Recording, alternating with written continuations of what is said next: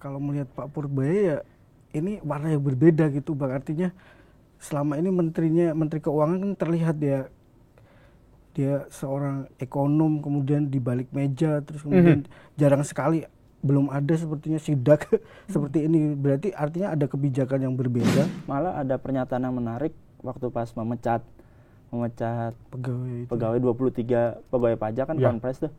Pak Purbaya bilang ini bukan saatnya main-main. Waktu awal dilantik rapat perdana dengan DPR, DPR bilang boleh Pak Purbaya cowboy, tapi ada isinya. Gitu. Halo Sobat Sindo, jumpa lagi di Sindoskop. Baru sebulan menjabat, kebijakan Menteri Keuangan Purbaya Yudi Sadewa menggema ke segala arah. Mulai dari kas negara digerakkan, pajak diperbaiki, hingga cukai diperketat. Ia bicara pertumbuhan, tapi pasar membaca tantangan. Di antara keberanian dan risiko, publik menanti seberapa kuat Purbaya menahan badai yang ia ciptakan. Untuk mengulasnya, saya akan berbincang bersama dua orang jurnalis Sindonews, Nanang Wijayanto dan Anto Kurniawan. Selamat sore, Mas-mas. Selamat sore, Bang. Ya, ini baru sebulan nih Menteri Keuangan Purbaya Yudi menjabat, tapi sudah banyak. Yang salah satu yang cukup kontroversi adalah soal 200T yang ditarik dari bank pemerintah, bank plat merah ya, dari bank sentral dialihkan ke bank pemerintah. Ya, bank plat merah untuk menggerakkan ekonomi katanya. Yang selama ini dana itu disimpan.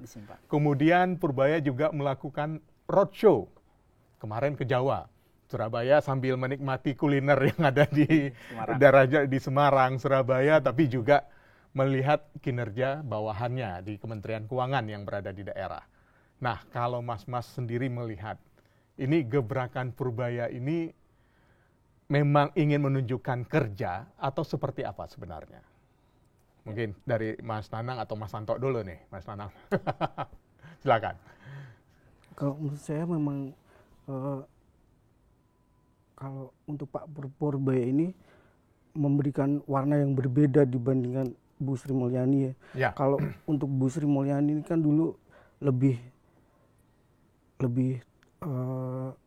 nggak seperti Pak Purbaya yang sekarang tuh jadi Menteri Keuangan lebih atraktif gitu.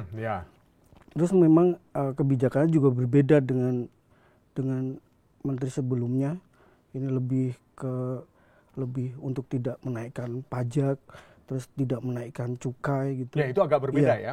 Kalau kita lihat bandingkan dengan kebijakan di Menteri Keuangan Sri Mulyani, pajak naik, cukai naik, sampai akhirnya memantik massa untuk melakukan protes yang berujung ricuh di akhir Agustus, ya kan? Kalau ini malah agak berbeda, agak kontradiktif kebijakan-kebijakannya. Pajak nggak mau dinaikkan, tapi malah ingin mengejar pengemplang pajak katanya. Nah, itu kan juga cukup ngeri nih. Tapi dari roadshow itu ternyata ada hal juga yang kita lihat. Purbaya sempat mengatakan terkait cukai rokok. Begitu cukai rokok naik, sampai ada yang mengatakan Fir'aun lu, gitu kan. Ekstrim sekali, dengan gaya cowboy sekali. Apakah memang dengan tidak menaikkan pajak atau memperketat cukai ini cukup membantu keuangan negara nggak sih, pendapatan negara nggak sih sebenarnya? Mungkin dari penerimaan cukai sendiri untuk penerimaan negara cukup signifikan. Cuman kan belakangan ini entah 4 tahun ke belakang cukai itu selalu naik. Dan banyak penolakan entah itu dari asosiasi pabrik atau petani tembakau sendiri. Akhirnya mungkin Pak Purbaya mendengar ini gitu. Alasannya kan dia kalau belum bisa menciptakan lapangan kerja, ya kita jangan dulu menaikkan cukai gitu. Akhirnya keputusannya yang seharusnya cukai rokok naik di 2026 akhirnya dibatalkan. Dibatalkan dulu gitu. Nah, terkait dengan roadshow Menteri Keuangan Purbaya ini, roadshow Purbaya ke daerah Jawa Tengah, Jawa Timur. Kalau dari situ apa yang Mas Anto dan Mas Nanang bisa tangkap? Yang akan dicari sebenarnya oleh Purbaya ini, kalau kita boleh analisa. Ini menarik ya Bang. Kemarin tuh jadi rame juga tuh waktu dia di pesawat gitu. Terus dia bilang, mau kemana Pak? Ini saya mau, waktu roadshow di Surabaya dia bilang mau makan kuliner rujak cingur. Rujak cingur ya untuk Surabaya waktu terus itu. Kemudian di Semarang juga mau makan kuliner soto Bangkong ya Mas. Ya. Kalau di Kudus saya makan soto Kudus katanya. Kudus, gitu, dia gitu. Tapi ada komitmennya di sini itu sebenarnya satu sih. Kemarin tuh roadshow-nya kan memang di Bea Cukai ya Mas. Jadi dia kayaknya lebih ke menata gimana cukai gak naik tapi pendapatan negara juga target pendapatan negara tetap terpenuhi ya. Terpenuhi. Makanya yang pertama adalah terkait pemberantasan rokok ilegal. Cuma dia nggak ingin mematikan pengusaha yang ilegal, tapi akan dibina nantinya dengan membangun kawasan industri tembakau ya. Gitu. Kawasan industri tembakau. Artinya Pak Purbaya ingin yang tadinya ilegal dilegalkan. Gitu.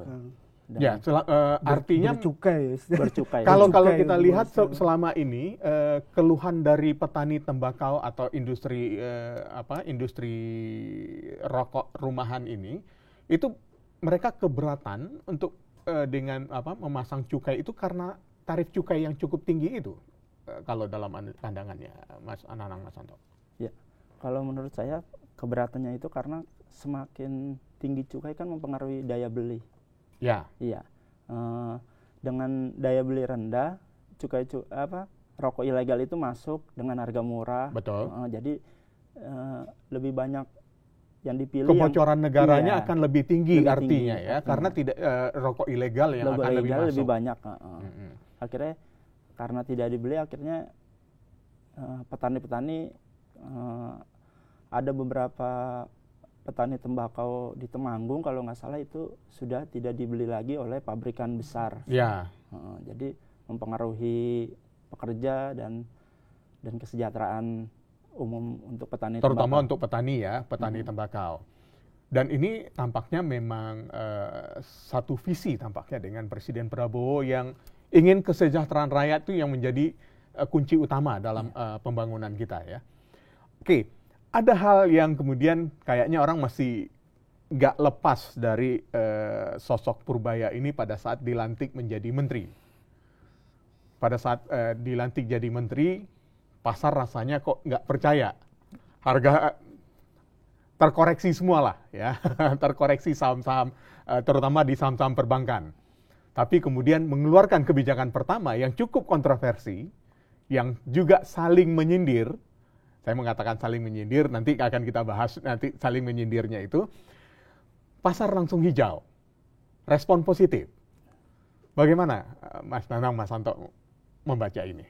Ini mungkin karena ada 200T yang kemudian digelontorkan ke beberapa bank himbara, BNI, BRI, BTN, dan BSI. Itu kemudian mungkin yang menjadi sentimen positif untuk saham-saham perbankan khususnya di himbara. Memang kalau dilihat saham itu memang bank himbara yang menopang sahamnya Mas. Ada 2 bank besar yang menopang saham di situ. Jadi mungkin itu strategi untuk agar pasar nggak turun begitu.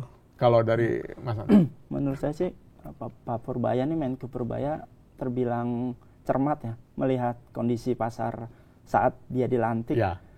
Kalau nggak salah IHSG sempat turun dari yang tadinya 8.000 akhirnya turun sampai 7.000. Sampai 7.100 sekian, saya lupa ya. Tapi setelah gebrakan pertama mengucurkan 200 triliun di Bank Himbara itu, saham-saham Himbara, perbankan, manufaktur itu langsung hijau gitu. Akhirnya sampai sekarang malah sempat IHSG itu nembus ke 8.200 kalau ya. Tapi ada yang hal lain menarik yang cukup kontroversi saling sindir yang menurut saya itu sampai mengatakan direksi-direksi perbankan ini jangan hanya main golf atau senang-senang saja gitu. Apakah memang selama ini bank-bank plat merah itu memang terlihat kinerjanya stagnan atau malah cenderungnya ke negatif gitu kalau Mas berdua dalam ininya menganalisanya selama liputan di lapangan. Kalau ini sepertinya konteksnya di 200 triliun itu ya Bang. Jadi bagaimana 200 triliun ini dari ditarik dari saldo anggaran lebih ini untuk perbankan itu, bagaimana dia ingin duit ini nantinya mengerek pertumbuhan ekonomi gitu. Ya. Keinginannya kan seperti itu. Nah, bagaimana 200 triliun ini yang sudah tersalurkan ke bank-bank himbara dengan porsi masing-masing itu mampu mendongkrak ekonomi. Nah, bagaimana Pak Purbaya ingin direksi-direksi bank himbara ini menyalurkan multiplier efeknya seperti apa? Kalau saya kucurkan 200 terus kemudian punya efek apa ke ekonomi gitu. Dia pengennya itu. Dia pengennya direksi bekerja keras menyalurkan uang ini misalkan untuk pelaku usaha apa UMKM dan yang mampu mendorong ekonomi ini, bagaimana kucuran kredit itu nantinya menimbulkan multiplier efek ya terhadap ekonomi misalkan, negara ya. Menarik tenaga kerja apa segala macam itu adalah nantinya mungkin perlu evaluasi juga ya Mas. Ya. Apa hasilnya setiap bulan atau seperti apa hasil dari kucuran kredit itu nanti seperti apa gitu, untuk lebih bekerja keras. Gitu. Artinya penekanannya ini adalah lebih kepada untuk menggerakkan ekonomi, bukan menguntungkan perbankan itu sendiri. Ini saya kucurkan 200 triliun untuk kelima bank plat merah ini.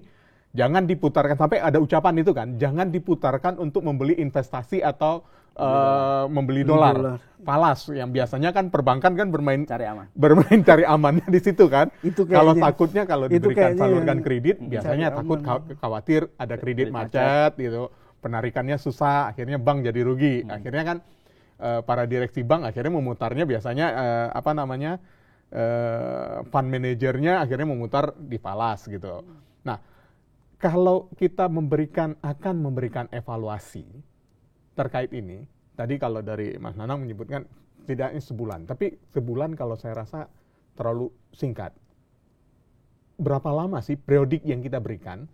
Sebenarnya disalurkan kemana uang ini dan untuk apa? Ya, seperti KUR kan banyak tuh ya untuk UMKM kan ada pemberian KUR segala macam. Nah, bagaimana kita harus bisa mengawasi? Karena dana 200 triliun ini kan tidak sedikit nih, Mas Anto. Ya, penempatan 200 T itu bukan tanpa risiko jadi. Ya, betul. Ya. Jadi pemerintah itu kalau aku nggak salah mereka memasukkannya itu penempatannya itu metodenya deposit on call. Artinya dalam 6 bulan mereka lihat seperti apa gitu kan. Ya. Nah, pemerintah itu kan jadi si bank itu bukan cuma mendapatkan dana itu, tapi mereka juga ada bunga 4,02% kalau nggak salah. Jadi si bank itu membayarkan ke pemerintah sebagai si yang mempunyai deposito itu. Yang mempunyai deposito. Ya, betul. Nah, risikonya sendiri kan seperti tadi yang disampaikan, berharapnya bisa menimbulkan multiplier effect ke masyarakat gitu, dalam arti semakin besar likuiditas perbankan, artinya perbankan mempunyai kekuatan atau mempunyai manuver yang lebih luas untuk menyalurkan kredit seperti tadi. Karena ruang likuiditas dan kapabilitas penyaluran kreditnya semakin lebar. Artinya perbankan punya duit untuk menyalurkan ke UMKM, pelaku usaha dengan harapan kalau pelaku usaha dikucurkan usahanya bergulir, memicu pembukaan lapangan kerja, artinya kan ekonomi bergerak di situ. Di sektor real artinya ekonomi bergerak. Dan bank juga memiliki keuntungan dari penyaluran kredit tadi ya. Rasio pinjaman terhadap dana tadi ya. Tapi resikonya itu ekonomi sektor real bergerak itu kan jangka panjang, Bang. Iya, betul. Bukan yang bisa kita lihat dalam 6 bulan. Efeknya tuh langsung dia buka lapangan kerja kan. Nah, apakah resiko itu juga udah dihitung oleh pemerintah gitu kan. Dan selain itu juga suku bunga kredit yang rendah kan dengan harapan dengan penyaluran itu perbankan tidak lagi semakin bersaing di penyaluran kredit, akhirnya suku bunga kredit untuk investasi dan untuk UMKM itu semakin rendah. Tapi kan kita belum melihat efeknya ke. Kalau fakta di lapangan sudah ada nggak sih bank-bank yang menerima kucuran dana 200 triliun itu yang sudah mulai menyalurkan dalam bentuk kredit ke pelaku usaha atau UMKM sebagaimana tujuan awalnya? Itu kemarin kalau dari sidak Pak Purbaya ke Mandiri itu, kalau BNI memang belum siap ya, sepertinya lebih siap Bank Mandiri kemarin kata Pak Purbaya. Karena mungkin BNI sidak pertama jadi masih agak kaget masih lah. bingung Biasanya gitu. kalau sidak pertama kan kaget. Kalau biasa yang berikutnya kan pasti akan siap-siap. Oke, kita siapin apa nih? Kalau Mandiri lebih siap ketika Pak Pur datang, udah pada siap nih, kayaknya udah dapat bocoran dari BNI kemarin tuh. Ya. Lebih siap kan mereka itu kredit naik 11% ya Mas, 11%. dari 8%. Jadi kalau kata Pak Purbaya kemarin udah mulai ada pergerakan gitu. Ya nanti kita lihat lagi gitu seperti apa gitu. Kalau nggak memang kalau nggak terserap ya kita ambil lagi. Dia katanya begitu. Nah, Pak Purbaya juga menyebut akan mengerem utang baru. Ya, akan mengerem utang baru. Nah, artinya pemerintah akan merasa tekanan likuiditas bila penerimaan tidak sesuai dengan proyeksi akan mendapatkan tekanan kan dari hari itu. Nah, kalau untuk hal ini Mas berdua melihat apakah memang Pak Purbaya sudah menyiapkan strateginya dalam hal ini, atau jangan-jangan ini sebuah kebijakan kagetan aja karena dengan latar belakang sebelumnya ya dari teknokrat kemudian masuk ke perbankan ya. Kita tahu Pak Purbaya alumni dari ITB kan, lulusan dari ITB ya teknik.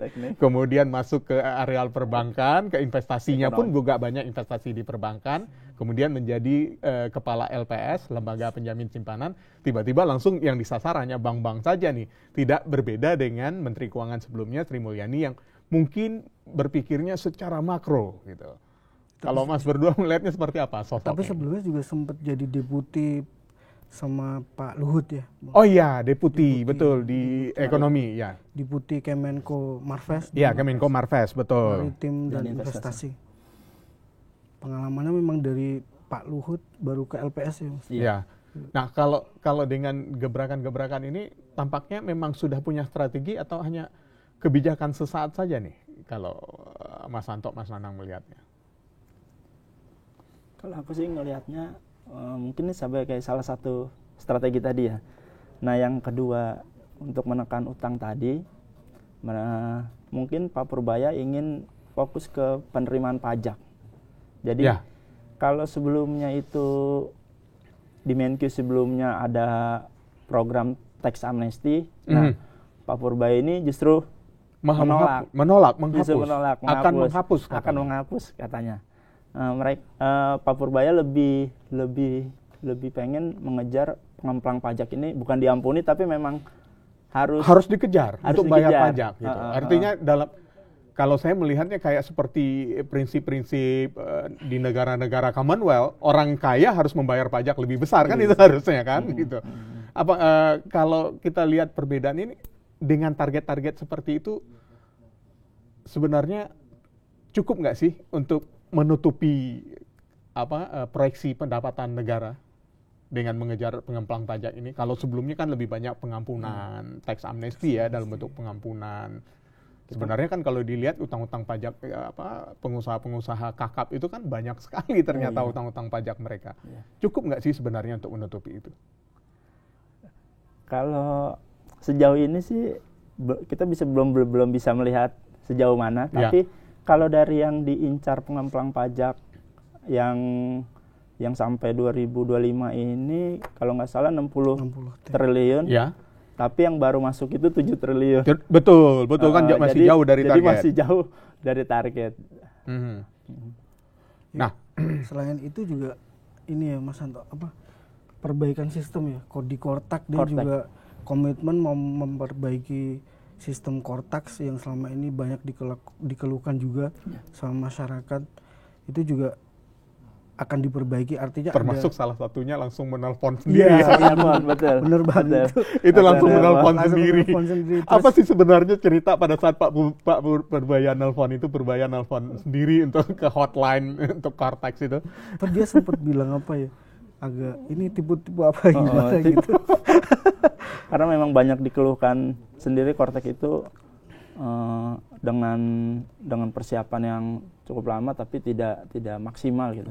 Tidak optimal ya untuk sistem. Padahal itu peluang untuk menaikkan wajib pajak kan semakin mudah kan semakin mudah, seharusnya semakin gampang negara untuk meningkatkan pajak ya, pendapatan dari pajak.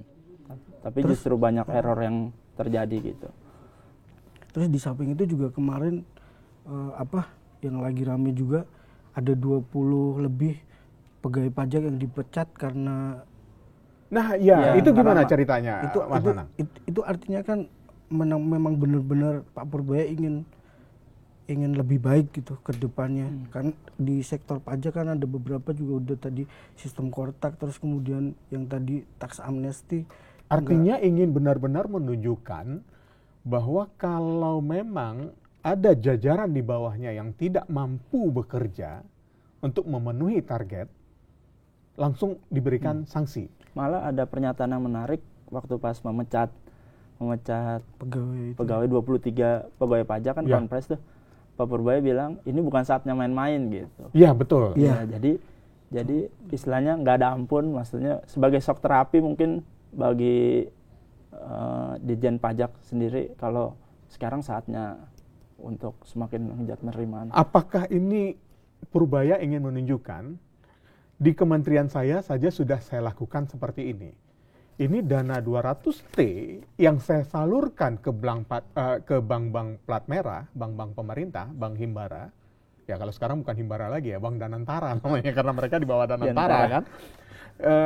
Apakah ini kemudian semacam warning kepada mereka? Kalau kalian tidak bisa mengelola ini dengan baik, dana yang 200 triliun yang saya tarik dari Bank Sentral ini, kalian akan mengalami nasib yang sama gitu. Apakah kita bisa membaca seperti itu? Bukan nggak mungkin sih, karena ada pernyataan yang kalau nggak mampu ganti aja di rootnya. Iya, gitu. Kalau nggak mampu ganti aja di rootnya. Iya. Jangan hanya sibuk main golf saja, gitu kan?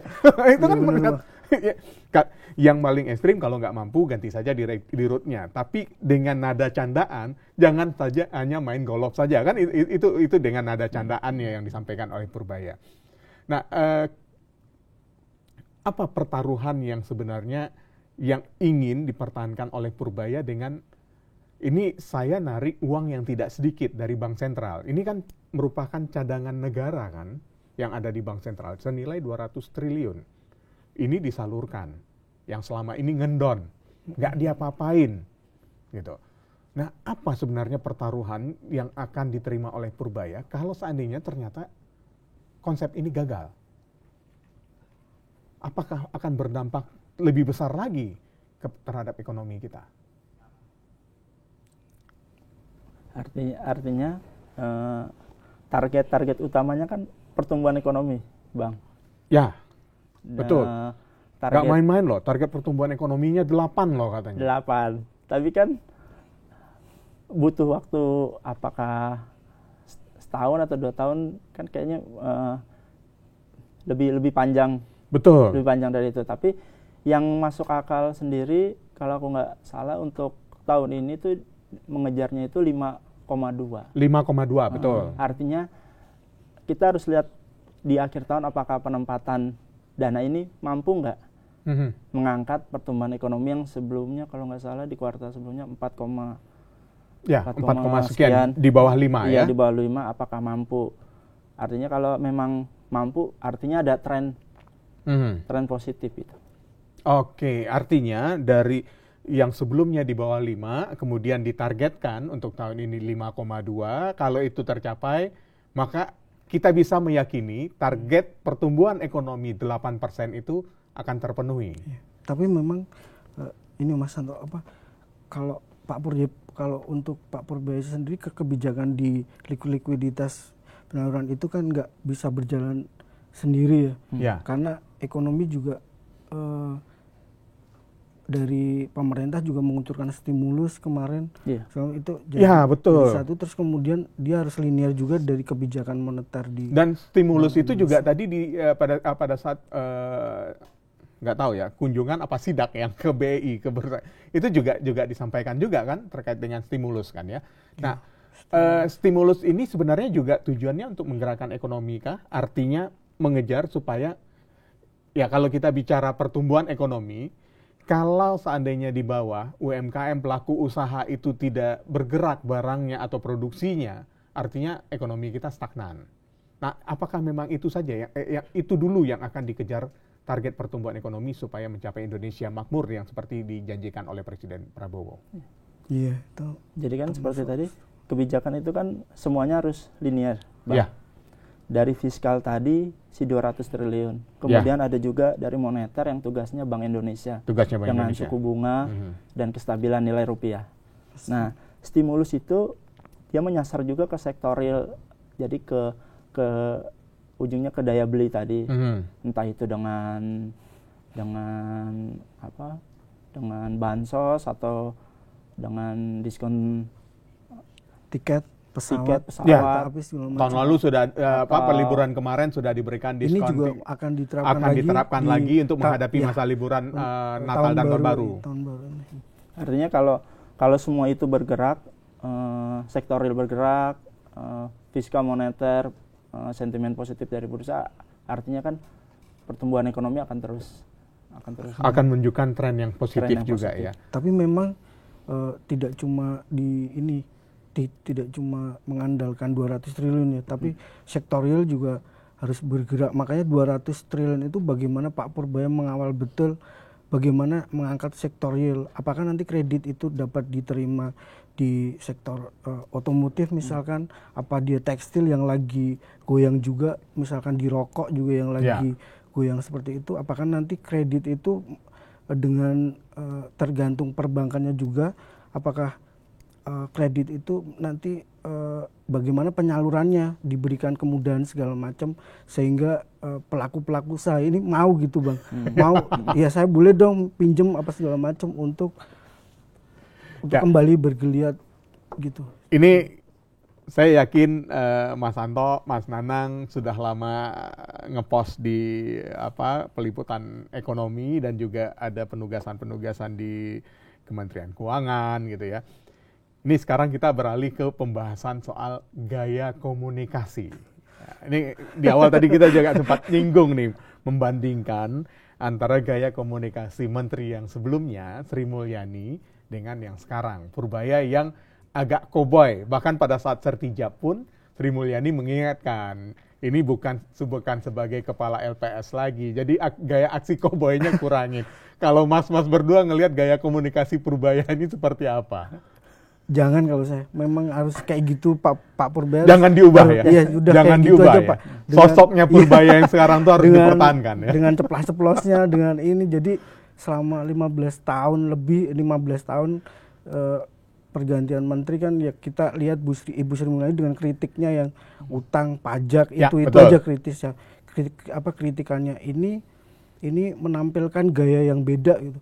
Ya tetap saja jadi Pak Purbaya yang sekarang yang ceplas-ceplos gitu, yang terus sidak kemana-mana gitu udah. Mas Anto gitu ngelihatnya ceplas-ceplosnya Purbaya ini liar nggak sih? Saya memberikan contoh terkait debat Purbaya, saling sindir, saling sanggah antara Purbaya dengan Menteri SDM Bahlil Lahadalia terkait LPG, subsidi LPG, harga LPG. Kemudian BBM. Bahlil menjawab, dia belum tahu data mana yang dia pakai. Menjawab pertanyaan itu, Purbaya bilang, oh ya mungkin saya salah baca data, staf saya salah memberikan data. Oke. Kemudian terkait yang 200 triliun yang dari Bank Sentral disalurkan ke Bank Pemerintah, Bank Plat Merah. Kemudian dikritik oleh ekonom Didik Rahbini, ya. Prof. Didik mengkritik, itu melanggar aturan. Kemudian Purbaya mengatakan, membalas kritikannya, salah membaca peraturan. Dan dia sudah berkonsultasi dengan ahli hukum. Jadi kayak begitu ada ucapan dikritik, ngelesnya seperti itu. Memang sengaja memancing sebenarnya untuk diskusi lebih, ya wajar kan kalau kita bangun diskursus antara Purbaya dengan keyakinannya, dengan orang yang mengkritiknya, kemudian dibangun diskursus supaya publik lebih paham mana yang permasalahan sebenarnya. Kalau Mas Anto menilainya seperti apa? Atau memang salah baca data seperti yang disampaikan? Ini 2 kali loh kalau saya ada catatan di saya ini. Tapi kan memang permasalahan itu kan kita sering antar kementerian datanya berbeda. Berbeda, betul. Tapi kan yang harus kita lihat sendiri, Parboya menanggapinya tuh dengan santai gitu. Seolah-olah perbedaan data tuh hal yang biasa gitu. Cuman salah baca data gitu. Kalau saya ngelihatnya gaya ceplas-ceplos dan Cowboy Pak Purbaya ini belakangan disukai publik gitu. Karena beberapa belakangan Menkyu memang serius dengan tipikal yang serius, seorang ekonom yang kalau konfres tuh kayaknya hanya orang-orang tertentu aja yang ngerti ini ngomong apa gitu. Tapi kalau Pak Purbaya tuh saya ngelihatnya ke netizen dan itu tuh mereka lebih dekat gitu, Bang. Ya, kayak bahasanya tuh kayak lebih mudah, langsung to the point dan lebih mudah bagi orang awam lebih memahaminya gitu. Apakah karena gaya ceplas-ceplosnya dengan gaya komunikasi yang berbeda ini kan sempat membuat Purbaya memfilter akun media sosialnya yang agak ekstrim kayaknya mulai dikurang-kurangin, dihapus-hapus gitu. Ini apakah dampak dari gaya ceplas-ceplosnya yang kemudian tampak ingin mencoba merubah atau gimana ya? Kalau dari pandangan Mas Anto, Mas Nanang.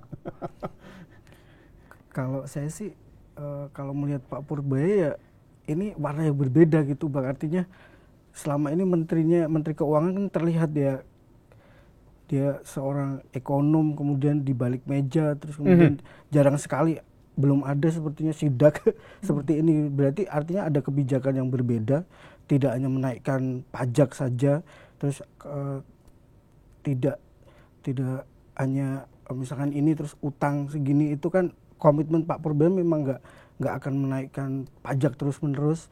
Yang dia bilang kalau menaikkan pajak terus-menerus itu kedekatannya dengan Purbaya dengan jurnalis seperti apa sih? Apakah yang masih seperti yang dulu? Kalau saya cerita di masa saya kenal Purbaya itu masih seorang ekonom, ya, masih seorang pengamat ekonomi yang hadir gitu ya, yang selalu hadir. Terkadang setelah perbincangan atau sebelum perbincangan kita masih bukan bahas isu-isu terkait yang akan kita bahas, tapi malah guyon-guyon, ketawa-ketawa. Begitu Purbaya lanjut ke menjadi deputi Kemenko Marves pada saat itu, masih hal yang sama juga sering dilakukan. Berapa kali saya jumpa, tapi begitu setelah kepala LPS, saya udah mulai jarang nih komunikasi dengan Purbaya.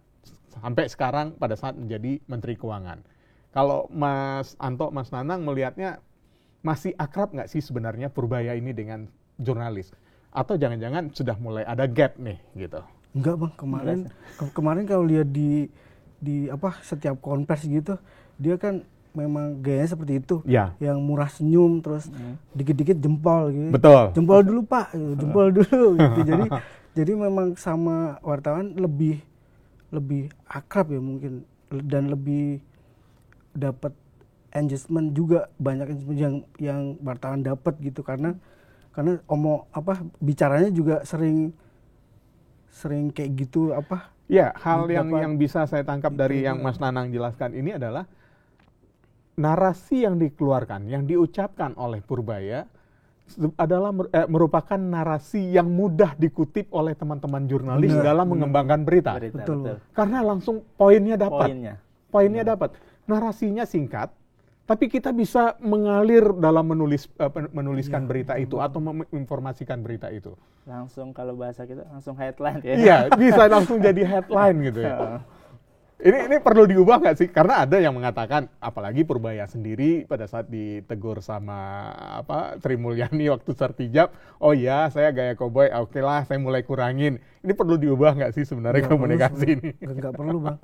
Nggak perlu ya? Dengan gaya seperti itu berarti artinya Pak Purbaya punya komitmen terkait kebijakan yang berbeda dengan gaya yang berbeda ya. Setiap orang punya gaya yang berbeda dan masyarakat sepertinya diterima, terus kemudian dia suka juga dengan gaya Pak Purbaya seperti itu, yang cowboy, terus murah senyum. Ya. Ya kayak gitu. Kalau menurut saya sih dan penjelasan dengan bahasa rakyat ya, bahasa pribumi ya, yang mudah dimengerti. Tapi yang bisa jadi masukan juga, waktu awal dilantik rapat perdana dengan DPR, DPR bilang boleh Pak Purbaya cowboy, tapi ada isinya gitu. Boleh Pak Purbaya cowboy tapi ada isinya. Nah, kalau jawab Pak Purbaya cuma jawab siap gitu. Ya betul. Perlu sebenarnya nggak perlu ya harus tetap seperti itu untuk Pak Purbaya. Tapi kalau gaya komunikasi Purbaya dalam merespon kritik seperti tadi dengan Bahlil, dengan Prof Didik, gitu. Bagaimana Mas Anto dan Mas Nanang melihatnya? Apakah memang belum membaca atau salah baca, atau jangan-jangan hanya sekedar berkelit saja? Tapi santai kemarin dia bilang belajar dulu lah gitu. Cara penyampaiannya betul. Cara penyampaian belajar dulu lah gitu ya. Pada saat dengan Bahlil waktu kalau nggak salah saya itu di Semarang ya, yang waktu ada pertanyaan setelah makan soto atau apa gitu, yang ada pertanyaan tanggapan dari Menteri SDM Bahlil Lahadalia terkait LPG yang katanya salah baca data gitu ya. Saya pelajari dulu lah nih, staf saya salah memberikan data. Ya santai aja kan, ringan saja jawabannya. Itu memang perlu diubah nggak sih? Atau dengan ya ayo kita buka-bukaan data. Dia kan tidak seperti yang ayo kita buka-bukaan data gitu, walaupun tahu dengan gaya melawan frontal gitu. Atau memang perlu sebenarnya dipertahankan gaya-gaya seperti itu menurut Mas Anto, Mas Nanang? Mungkin sesekali perlu serius juga ya. untuk beberapa hal yang memang kita anggap penting gitu, mungkin perlu serius. Kan perbedaan data ini kan sebenarnya kan hal yang penting gitu, bukan bisa hanya dengan data berbeda antar kementerian. Betul. Di ujungnya bisa berbeda gitu loh. Artinya ya, kita aja bicara soal data kemiskinan saja antara yang di BPS kemudian dengan Kementerian Sosial itu aja bisa terlihat perbedaannya kan gitu. Nah, kalau itu hal yang wajar sebenarnya kalau terjadi perbedaan data yang dibaca oleh Purbaya terkait dengan harga LPG dengan yang disampaikan data yang dimiliki oleh Bahlil kan gitu. Harusnya ya mungkin ya benar jawabannya Purbaya yang santai itu. Ya pelajari dulu lah, artinya oke, kita sama-sama belajar untuk kita sinkronisasi sehingga data yang kita miliki itu semua sama. Toh kita sama-sama untuk negara Indonesia kan gitu ya. Di bawah pemerintahan Presiden Prabowo jangan sampai ada perbedaan data. Mungkin itu pesan yang disampaikan. Atau mungkin gini, SDM kalau terkait untuk realnya LPG gitu, untuk itu mungkin dia lebih update ya. Atau mungkin dari Kementerian Keuangan biasanya dia menerima data dari SDM. Jadi mungkin Pak Purbaya ini belum update saja sih, kayak belum update. Dari Kementerian SDM kan memang dia update terus-menerus untuk LPG, BBM segala macam. Ya karena kan Kementerian Keuangan yang ngeluarin dana untuk pembelian harganya, Mas. Ya mungkin jadi lebih tahu lah dia harus mengeluarkan uang berapa kan, harusnya begitu kan. Bukan soal angka berapa yang nilai yang jumlah yang dibeli, berapa metrik yang dibeli, bukan hanya sekedar itu, tapi ini loh uang negara yang dikeluarkan kan itu. Iya, ada dari bendara ya. Betul. Kemudian apa yang bisa kita soroti dari sosok Purbaya ini kalau dari Mas Anto, Mas Nanang? Selain tadi gaya komunikasi belak-belakan, kemudian gaya yang ya mungkin kalau Mas Nanang tadi menyebutkan dari 15 tahun terakhir kita bicara Menteri Keuangan, baru ini ngelihat Menteri Keuangan yang roadshow, yang sidak gitu ya. Dan gaya bicaranya memang cowboy dan ceplas-ceplos gitu. Jadi agak beda memang, Bang. Untuk warnanya juga warna baru. Jadi kita juga suka ngelihatnya gitu. Kalau aku sih ngeliatnya Pak Purbaya itu dengan senyum dan ngomong itu kayak menumbuhkan optimisme gitu. Iya, betul. Oke. Yang selamanya kita pesimis dengan utang sekian 7.000 triliun. Betul. Dan itu cukai sekian gitu. Sehingga untuk mematok pertumbuhan ekonomi yang tinggi pun kita nggak berani karena punya utang yang sangat besar. Kalau ini ada rasa optimisme, ada rasa optimisme sehingga ya wajar akhirnya kalau seandainya Purbaya mematok pertumbuhan ekonomi, kalau saya nggak salah 2 tahun ya janjinya ya, 2 tahun menjabat dia di tahun 2027 apa di 2028 itu targetnya yang 8% ini sudah terpenuhi. Artinya kan harus sekarang di 2025 di bawah 5%, kemudian harus naik, harus tren positifnya harus sangat terlihat ya dalam pertumbuhan ekonomi. Ada suara optimisme di situ. Bukan ketakutan, Mas. Bukan ketakutan. Mungkin karena cowboy. Bukan ketakutan, iya. Mungkin selama karena ini cowboy. mungkin karena melihatnya kan utang jumbo segala macam. Nah, sekarang mungkin dikemasnya itu dikemas yang berbeda. Ya, Mas. Dan utangnya masih ada, tapi dikemas dengan yang berbeda. Dengan arah yang berbeda, sehingga orang lupa dengan ketakutan itu, sehingga ada menimbulkan rasa optimisme yang membuat kita jadi yakin bahwa pertumbuhan ekonomi kita bisa menjadi 8% sesuai target Presiden Prabowo ya. Semoga saja. Terima kasih Mas Anto, Mas Nanang, perbincangan kita di Sindoskop kali ini. Baik, Sobat Sindo, Purbaya bukan hanya Menteri Keuangan, ia juga komunikator fiskal yang tahu cara bikin ekonomi terasa, bukan terbaca. Tapi di dunia ekonomi, kadang kata bisa lebih mahal daripada sekadar angka. Saya Eke Kesuma pamit undur diri, kita jumpa lagi di Sindoskop berikutnya. Sampai jumpa.